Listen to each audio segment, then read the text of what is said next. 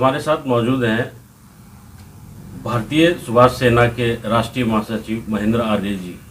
और महेंद्र आर्य जी आज हमें बताने वाले हैं 14 और 15 अगस्त की दरमियानी रात 1947 की विभाजन की रात, एक दो देशों के स्वतंत्रता की रात।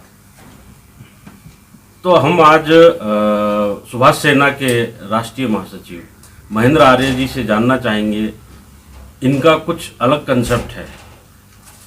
आर्य जी अपने कंसेप्ट के बारे में बताएं। जैसा कि हम भारत की स्वतंत्रता की बात करते हैं, भारत को पूर्ण स्वतंत्रता 30 दिसंबर 1943 को मिल गई थी, जब भारत में आज़ाद हिंद सरकार कार्यरत थी। 21 अक्टूबर 1943 को गठित आज़ाद हिंद सरकार 23 दिसंबर 1943 से भारत में कार्यरत थी, जिसकी अपनी मुद्रा थी, जिसकी अपनी बैंक थी। उस सरकार को सुनियोजित षड्यंत्र के तहत खत्म कर 14 अगस्त मध्य रात्रि को 1947 को सत्ता हस्तांतरण को किया गया, जो 911 समझौतों के अंतर्गत की गई। अगर 14 अगस्त 1947 को सत्ता का हस्तांतरण हुआ, देश का विभाजन हुआ, दो डोमिनियन स्टेट बनाए गए, भारत और पाकिस्तान। भारत आज भी उपनिवेश राज्य है और 15 अगस्त को हम स्वतंत्रता दिवस स्वीकार लेते हैं। इससे बड़ा दुर्भाग्य देश का और क्या हो सकता है, जिस दिन देश का विभाजन हो गया हो, अखंड भारत खंडित हो गया हो, और उसी के कुछ क्षणों पश्चात हम खुशियां मनाते हैं, मिठाई खाते हैं। किस तरह का धोखा इस देश की जनता के साथ किया गया, ये सभी जानते हैं। महेंद्र जी, जो आज आज़ादी महोत्सव मनाया जा रहा है, उस संदर्भ में आप क्या कहना चाहेंगे? जैसा कि हमारी स्वतंत्रता के 75वें अमृत महोत्सव के रूप में मनाया जा रहा है 13, 14 और 15 अगस्त को। ब्रिटिश गवर्नमेंट ऑफ इंडिया के प्रधानमंत्री नरेंद्र मोदी जी द्वारा गत वर्ष ये घोषणा की गई थी कि 14 अगस्त विभाजन दिवस है। आज वही सरकार के द्वारा अमृत महोत्सव के रूप में मनाया जाना कहाँ तक का औचित्य है, जब 14 अगस्त को हम विभाजन दिवस के रूप में स्वीकार कर चुके हैं।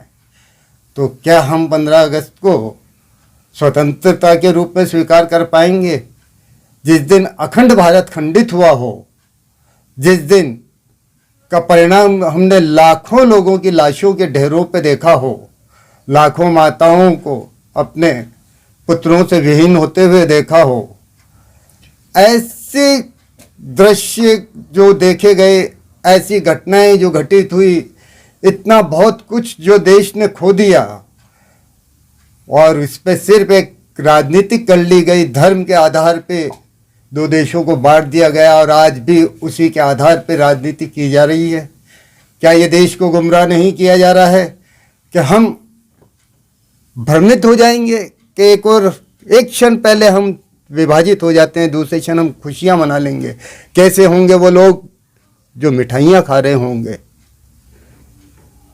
क्या देश के साथ इससे बड़ा धोखा कोई और हो सकता है? देश के साथ दोहरी मानसिकता कोई और हो सकती है? नहीं, ये इस तरह देश को गुमराह न किया जाना चाहिए।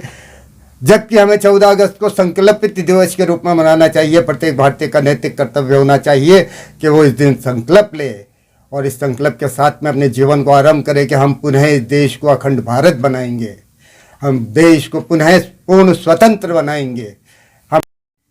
महेंद्र जी, क्या आप ये समझते हैं कि भारत आज भी आज़ाद नहीं है, जो आप उसको पुनः आज़ादी दिलवाने का संकल्प उठवाना चाहते हो पूरी जनता से? ये पूर्णतः सत्य है कि भारत आज पूर्ण स्वतंत्र नहीं है। भारत आज भी आंशिक स्वतंत्र है। इसके अनेक प्रमाण हैं जो इस बात की पुष्टि करते हैं। भारत के शासन संचालित होने वाले अधिनियम भारत की संसद में पारित नहीं हुए। सिविल सर्विस एक्ट 1935 इंग्लैंड की संसद में पारित होता है, जिस पे देश का सिविल सर्विस एक्ट चल रहा है। ऐसी बहुत सी चीज़ें हैं जिसकी पुष्टि हम इस बात से होती है कि भारत आंशिक रूप से स्वतंत्र है। आज भी कई ऐसे निर्णय हैं जो भारत सरकार आपने नहीं ले अभी एक सकती। साधारण बातचीत में बताया था कि 911 समझौते हुए, तो वो 911 समझौते कौन से थे, क्या उनका वो था मंतव्य? 911 समझौतों के अंतर्गत सबसे मुख्य जो समझौता किया गया, उन्होंने क्रांतिकारियों को युद्ध अपराधी जैसे शब्द से संबोधित करके उन्हें युद्ध अपराधी, द्वितीय विश्व युद्ध का युद्ध अपराधी माना। देश के महानायक नेताजी सुभाष चंद्र बोस, उन्हें युद्ध अपराधी के रूप में माना। चंद्रशेखर आज़ाद, भगत सिंह, राम प्रसाद बिस्मिल जैसे महान क्रांतिकारी जो इस देश की एक प्रेरणा हैं, उन्हें क्रांतिकारी के रूप में माना, इन्होंने युद्ध अपराधी माना। और उसी वे आज के हमारे ये राजनेता जो एक और तो उन्हें अपने आदर्श मानते हैं, अपनी प्रेरणा का स्रोत मानते हैं, वही समय आने पर उन्हें आतंकवादी कहने से भी नहीं चूकते। किया जो परंपराएं ब्रिटिश के द्वारा यहाँ पे स्थापित की गई थी। अगर हम प्रथम गवर्नर जनरल गोपाल राजचारी की शपथ को देखते हैं तो ये इस बात की पुष्टि हो जाती है कि ये क्यों वंशधर की यथावत सेवा करते हुए आज भी शपथ हम उन्हीं की लेते हैं। आज भी हम अधीनता ब्रिटिश महारानी की ही अपनाते हैं। इन सरकारों के पास में कुछ भी नहीं कि ये आप क्या कहना चाहते हैं कि हम भारत देश आज भी कॉमनवेल्थ के रूप में ब्रिटिश एम्पायर का गुलाम? बिल्कुल ब्रिटिश के अधीन है। आज तिरंगा रैली जो निकाली जा रही है, हमारी दृष्टि जिसे देख रही है, वास्तविकता में तो ये चौरंगा है, इस पे एक नीले रंग का चक्र भी अंकित है, जिस चक्र को हमारे देश की सभी सरकारों के द्वारा, बुद्धिजीवियों के द्वारा ये बताया जाता है कि ये अशोक चक्र है, जबकि ये अशोक चक्र नहीं है। अशोक चक्र में 32 तीलियां हैं। राष्ट्रध्वज पे अंकित चक्र के अंदर 24 हैं। सुप्रीम कोर्ट के ऊपर लगाए गए विजय स्तंभ सत्यमेव जयते के नीचे बनाए गए चक्र पे 32 तीलियां हैं, जो कि 2 रुपए के सिक्के पे अंकित हुई हैं।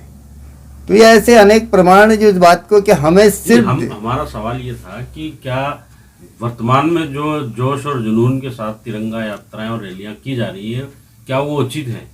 इसका कोई औचित्य नहीं है। ये देश को केवल गुमराह किया जा रहा है। हम स्वतंत्र ही नहीं हुए, हमें स्वतंत्रता मिली कहाँ? हम तो उन्हीं समझौतों के अंतर्गत है जो निर्वाह कर रहे हैं। तो महेंद्र जी, क्या आप ये मानते हैं कि भारत का जो संविधान है वो भारत की किसी भी गवर्नमेंट ने नहीं लिखा है, और वो सारा पूरा का पूरा संविधान जो है वो ब्रिटिश गवर्नमेंट का ही एक पुस्तक है? भारत में संविधान लिखा ही नहीं गया। संविधान के निर्माता डॉक्टर भीमराव अंबेडकर को बताया जाता है। Doctor Bhimrao Ambedkar drafting committee के चेयरमैन थे। भारत में संविधान केवल ड्राफ्ट हुआ। डॉक्टर अंबेडकर के द्वारा 3 सितंबर 1953 को राज्यसभा सदस्य रहते हुए ये बयान दिया गया था कि लोग मुझे संविधान का निर्माता कहते हैं। मैं तुम्हें ये बताना चाहता हूँ कि हम वकील लोग भाड़े के टट्टू होते हैं और हम अनेक चीज़ों की वकालत करते हैं। ये संविधान किसी भी दृष्टिकोण से तो जनहित में नहीं है। इसे जलाना पड़ा तो इसे जलाने वाला पहला व्यक्ति मैं होऊंगा, जिसको भारतीय इंडियन संविधान पुस्तक के रूप में मुक्तानंद सरस्वती जी ने लिखा, जो आज भी उपस्थित है। तो बहुत सी ऐसी विडंबनाएं हैं इस देश के साथ। हम सत्य को स्वीकारते तो हैं, पर उस सत्य का परिवर्तन करने का सामर्थ्य नहीं रखते। तो आप क्या समझते हैं कि इसमें हमें क्या बदलाव करने होंगे कि हमारी जो जनता है इसके बारे में अच्छे तरीके से जाने और समझे कि भारत आज तक भी अंग्रेज़ों का ही गुलाम है? भारत की जनता को जगाने के लिए फिर से एक क्रांति है, एक ऐसी क्रांति जो हमें अपनों के साथ करनी है, उन राजनेताओं के साथ करनी है जो सिर्फ इस देश को गुमराह की कर रहे हैं, सत्यता को सामने आने ही नहीं देना चाहते। और इसमें एक अहम भूमिका जो निभाते हैं वो बुद्धिजीवी वर्ग है, जो किताबी ज्ञान लेकर इन लोगों के साथ लेकर इस गरीब जनता को सिर्फ अपने निजी स्वार्थों के लिए बेवकूफ़ बना रहे हैं। आपको लगता है कि हमारे देश की एजुकेशन डिपार्टमेंट के अंदर भी बहुत सारे संशोधन या बहुत सारी चीज़ें जो हैं, जो हमारे स्वतंत्रता से रिलेटेड हैं, या जो हमारे जितने भी सेनानी हुए हैं या जितने भी शहीद हुए हैं, उनके बारे में भी हमें बहुत कुछ आज तक नहीं पढ़ाया गया, बहुत कुछ नहीं बताया गया? इस संदर्भ में मैं चाहूँगा कि हमारे देश की शिक्षा नीति पूर्ण रूप से परिवर्तित कर देनी चाहिए। मैकाले शिक्षा नीति देश को आधीनता के अतिरिक्त कुछ नहीं दे सकती। हमें पुनः हमारी संस्कृति, हमारी गुरुकुल शिक्षा पद्धति पर आना होगा, जो हमें पूर्ण स्वतंत्रता देती है, हमें अधीनता से मुक्ति देती है, और हमें न सिर्फ किताबी ज्ञान के साथ साथ वो हमें जीवन ज्ञान भी देती है, हमें संस्कार भी देती है। हमें हमारी अपनी पुरानी ही गुरुकुल शिक्षा पद्धति को अपनाना होगा, जिससे हम। तो महेंद्र आर्य जी, आपके अनुसार हमें हमारा स्वतंत्रता दिवस कब मनाना चाहिए? क्योंकि आप तो कह रहे हैं कि हमारा देश आज़ाद ही नहीं है, तो हमें कब हमारा स्वतंत्रता दिवस मनाना चाहिए और क्यों? स्वतंत्रता दिवस का जहाँ तक प्रश्न है, अब तक 15 अगस्त को स्वतंत्रता दिवस के रूप में मनाया जाता है। हमने सूचना के अधिकार के अंतर्गत भारत सरकार से जब ये जानना चाहा कि 15 अगस्त, 26 जनवरी और 2 अक्टूबर राष्ट्रीय पर्व के रूप में मनाए जाते हैं, इसके किसी भी आदेश की कोई आपके पास कॉपी हो, प्रतिलिपि हो, तो हमें सत्य प्रतिलिपि उपलब्ध करवाएं। भारत सरकार के द्वारा हमें लिखित में ये आदेश दिया गया सूचना के अधिकार के अंतर्गत कि हमारे पास इस प्रकार का कोई भी आदेश नहीं है। इससे बड़ा और क्या हो सकता है? जब आपके पास कोई आदेश नहीं है, उसके बाद आप ये राष्ट्रीय पर्व के रूप में मनाते हैं। देश के करोड़ों लोगों से लिए गए कर की राशि को आप व्यर्थ में राष्ट्र पर्व के रूप में खर्च कर देते हैं। तो ये थे हमारे साथ अखिल भारतीय सुभाष सेना के राष्ट्रीय महासचिव महेंद्र आर्य जी। महेंद्र आर्य जी, आपका कल का सम्राट न्यूज़ के साथ अपने क्रांतिकारी विचार साझा करने के लिए बहुत बहुत धन्यवाद। अंत में हम आपसे जानना चाहेंगे कि आप वर्तमान में युवा पीढ़ी को सुभाष सेना के महासचिव, राष्ट्रीय महासचिव होने के नाते क्या संदेश देना चाहेंगे? मैं भारत के प्रत्येक युवा साथी को, देश के प्रत्येक भारतीय नागरिक को मैं ये संदेश देना चाहूँगा कि वह भारतीय होने के कर्तव्य का निर्वाह करे।